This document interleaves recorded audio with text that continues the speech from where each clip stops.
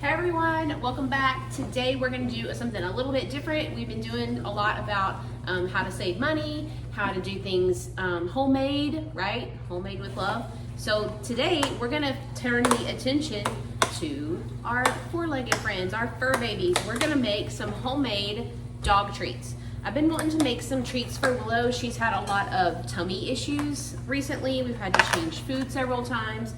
And we finally got it under control with this food that we're on. She's not on any more medicine for it. That's one of the reasons I do not dump my mop water outside, is because that's how she got sick.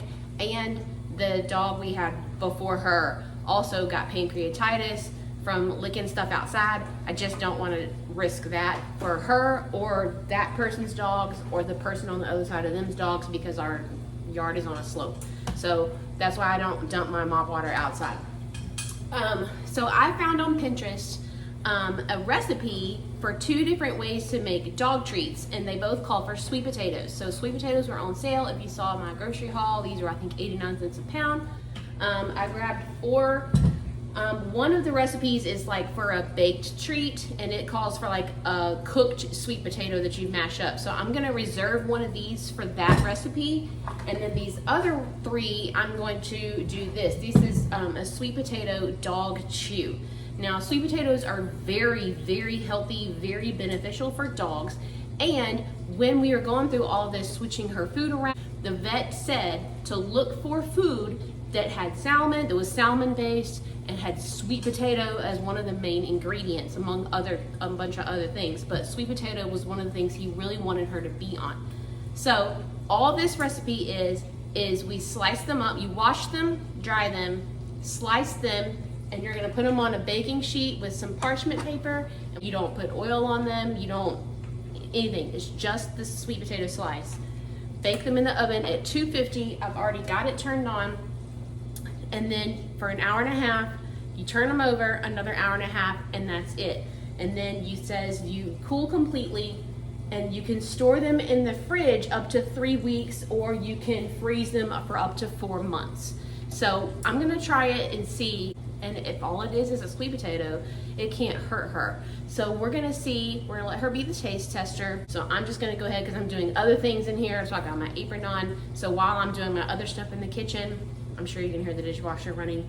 I'm just gonna let these go in the oven low and slow. So let's see if these turn out. You ready? Okay, I've got my parchment on the sheet. The oven is ready to go. I've washed, scrubbed really good and dried all 4 of the sweet potatoes. One of them I'm not gonna slice. I'm just gonna leave it whole, and I'm just gonna set it on here and let it bake while these are doing their thing. So the next thing is just to slice them. It says 1/3 of an inch thick, no thinner than 1/4 of an inch. But I'm gonna go ahead and cut off that little end.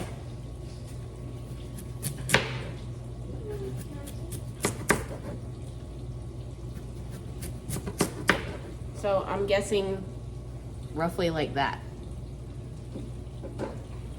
And we're just gonna put them on here.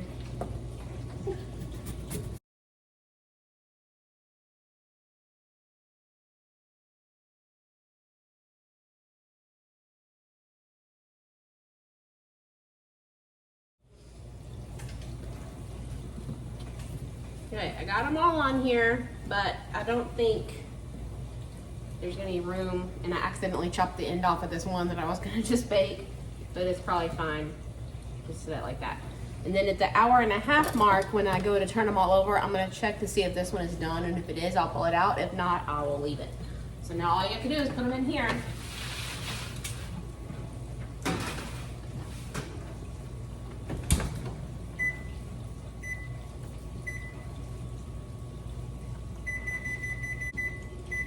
Okay, an hour and a half, and then I'll flip them all over and put them back in for another hour and a half.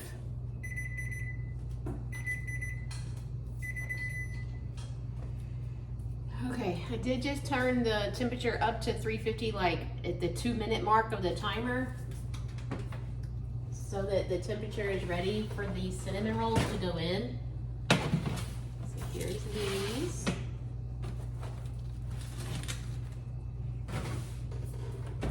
those are for somebody for their birthday. And then here's these. So I hope this is done. Oh yeah, that's good.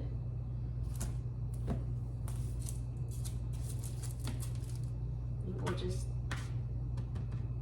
let those cool on a plate.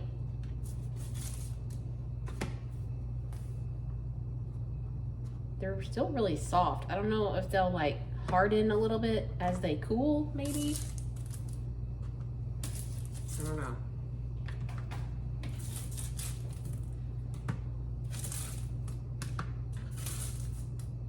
So we're just gonna get all these onto a plate, let them cool. See, look like that.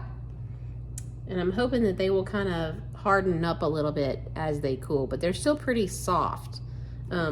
The picture, I can put a picture of it here.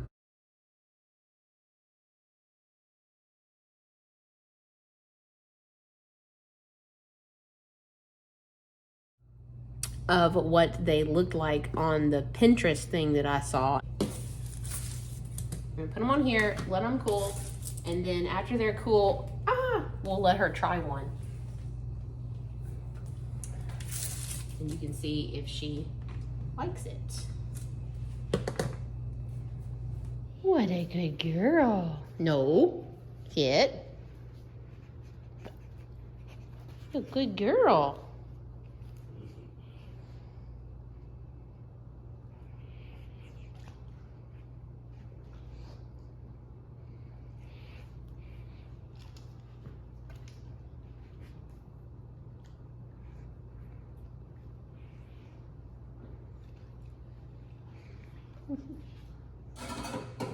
Okay, welcome back. It is the next day. I completely ran out of time yesterday after we did the sweet potato chews. Just too much going on yesterday for me to fool with this. But the one that I did bake whole, did get it mashed, took the peel off, and I measured out how much I needed for this recipe, which is a half a cup of cooked and mashed sweet potatoes. And I just stuck it in this bowl with the lid, and she's getting into the laundry room really, and put it in the fridge overnight just to make sure it was not hot anymore, that it wouldn't spoil. So that's a little chilly from being in the refrigerator, but it's okay. The other ingredients you need are a fourth of a cup of peanut butter. We're gonna use her peanut butter because we know it's safe for her. And then we need 1 cup of oat flour. And it said in the recipe that if you did not have oat flour, all you need to do is blend in a food processor some either quick oats or rolled oats. And I had quick oats in the pantry. So I measured out 1 cup into my little food processor here, which I love this little food processor. It's amazing. It's a food processor, it's an immersion blender, and it's a little electric whisk all in one. And I'll try to find a link to that product and stick it in the description below if I remember. But it's a Hamilton Beach. Jason bought it for me for Christmas or anniversary or birthday or something one time, and I love it. It's nice when you just need to blend just a little bit of something. You don't have to get out the great big KitchenAid food processor. It's really great. So a half a cup of sweet potato, a whole cup of oat flour, and a fourth of a cup of peanut butter. We're gonna mix it all together. We're gonna roll it out between parchment paper because it says it gets really sticky. And then we're gonna cut out like cookies. Bailey found a cookie cutter that she wants to use. And then we are going to bake them in the oven. So it says to do the peanut butter first. Mix the peanut butter and sweet potato, the wet ingredients together first. I have to excuse my appearance today. This is just around the house day. We're not going anywhere. I did shower, but she smells her peanut butter and she smells the sweet potato. Those sweet potato chews, she is in love with them. She's already had like 4. So definitely gonna write that down and keep that in my recipe book for her. So a fourth of a cup of peanut butter. Bailey's gonna be my helper today. She wants to help make Willow her treats.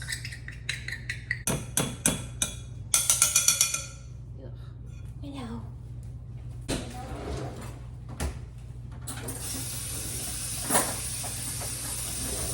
Willow.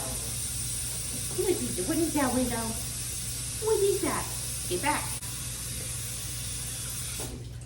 I know, you know it's yours, don't you? Okay, so I just mixed the sweet potato and the peanut butter together like this. Okay, and then it says to add in a cup of oat flour.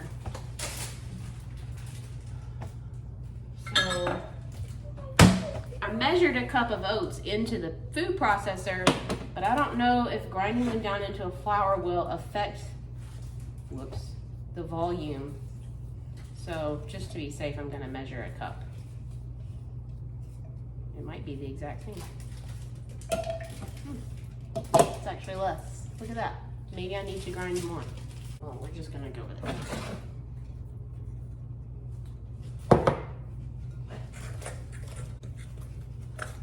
Yeah, I don't see how it could be a whole cup because then it wouldn't make like a dough. It would be too dry, I think, if you used the whole cup. So maybe they did need 1 cup of oats ground into a flour.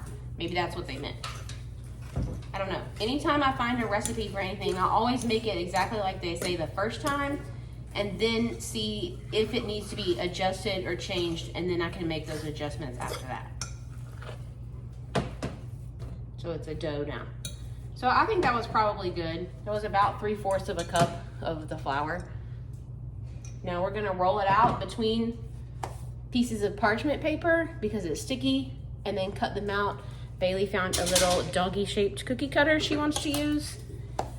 And then we're gonna get them on here. I should probably preheat the oven to 400. Make sure there's nothing in there. Nope. And then while that's preheating, we're gonna roll these out and cut them.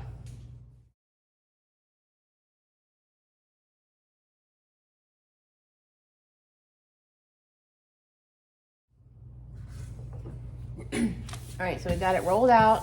Now you have to remember that there's no rising, I guess, agents or leavening agents, whatever you want to call it, in there to make the dough rise when it bakes. So whatever thickness you roll it to, it's going to stay that same thickness as it's baking.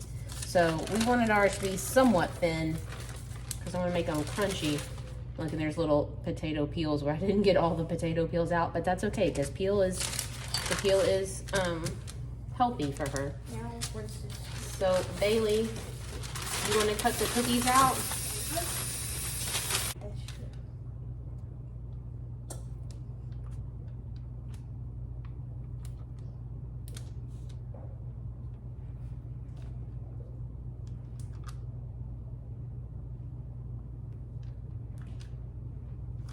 You could use any cookie cutter you want. You could use dog-shaped ones, or doggy bones would be cute.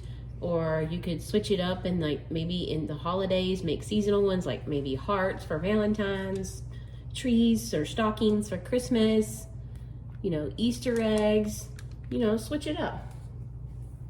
Or something else would be cute would be like these little teeny mini ones, like a little pumpkin, especially since it's already an orangey sort of a color for Thanksgiving and fall leaves, and those would be really cute and a little bite-sized treat. And actually this acorn one might fit inside her cone. Probably. So why don't we try to make a few of these? I can fit one right here and right here. Like that one I bet you would fit inside her Kong. And if it didn't, even if it broke in half, those pieces could fit down in there and that would keep her occupied. Or this little leaf would be a good shape to fit down in there. Food. The cookie. I like cookies. And it says to bake them at 400. I think it says 10 to 12 minutes. Or if you want like a softer cookie, it's like 12 to 14 minutes. Or if you want like a crunchier cookie, 15 minutes. We're gonna go for the 15 minutes. We want them to be kind of hard and crunchy. Got an acorn. Okay, we're gonna keep going. Pull all our scraps together, roll them back out, and see how much we can get out of one recipe.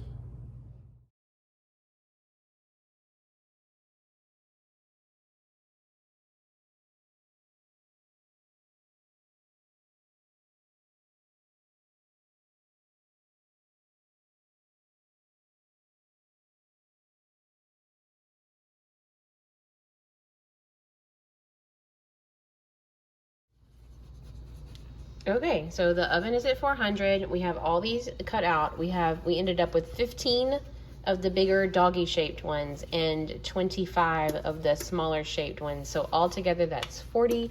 If she's just gonna get like a cookie for a treat, we'll give her one of the bigger ones. If she's not, or if we want to put them in her Kong, we'll probably use these smaller ones for inside the Kong. So we're gonna put these in the oven. Ooh, it's hot. I'm gonna set the timer.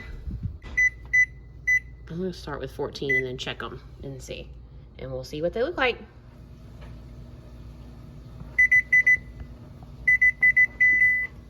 Minutes is up.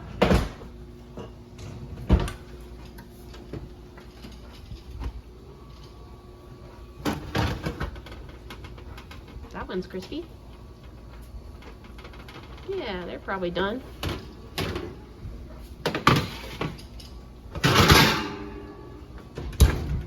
There we go.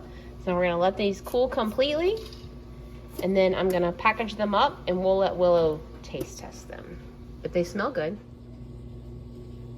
All right, let's taste test. Willow, do you want to try a cookie? Go sit. What a good girl. No, stay.